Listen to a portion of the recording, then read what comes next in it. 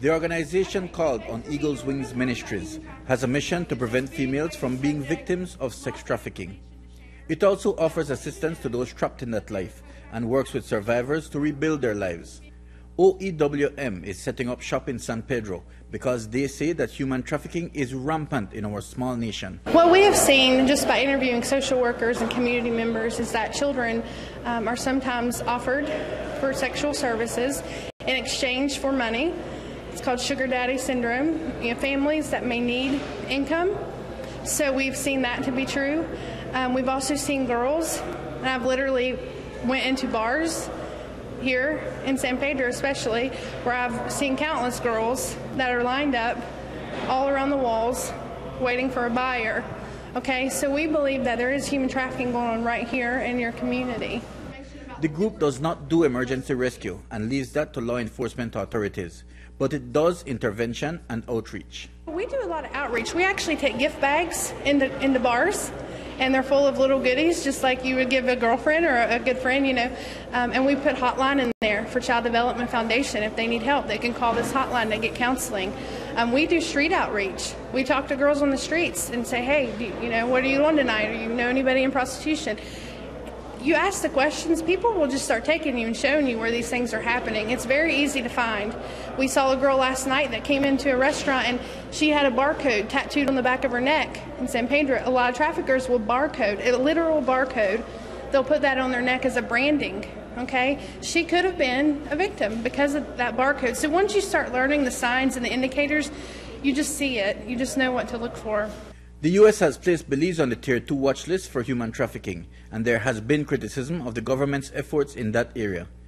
Government officials have stated that the designation is unfair because they can't go out and manufacture victims just to please the U.S. But Amina McShay says victims are plentiful, and the government just needs to go out and find them.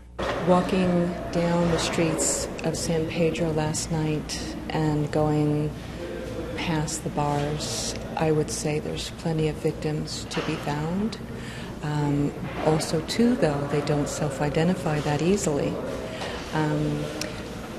I believe what the report says, and I believe what all the agencies, government and non-government, have tried to come up with as accurate reporting.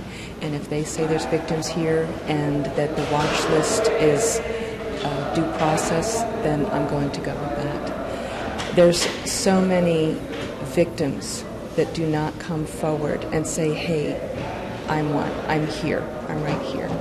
That's why each and every government must be proactive in setting up situations where they feel safe enough to become known. Prostitution in many cases is human trafficking and exploitation. And even when it isn't, Emily Fitzpatrick maintains that it is violence against women. No little girl wakes up and says, when I grow up, I want to dance on a stripper pole. I want to work as an escort. I want to have a pimp. I want to have a sugar daddy. Who says that? No one, right? So, view this. I want you to shift the way you look at prostitution. Whether you have a pimp or you don't have a pimp. Okay, prostitution in general is violence against women. The group is in Belize purchasing a piece of land in San Pedro.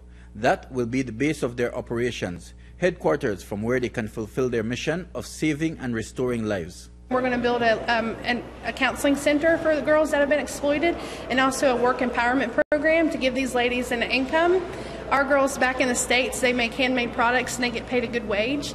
And so through that business, they're able to remain out of the lifestyle of prostitution. So we hope to really offer them an alternative so they don't, some of these, especially adult women that feel they don't have any other choices but the bars, maybe they're not being trafficked, but they're still putting themselves out there because they need income.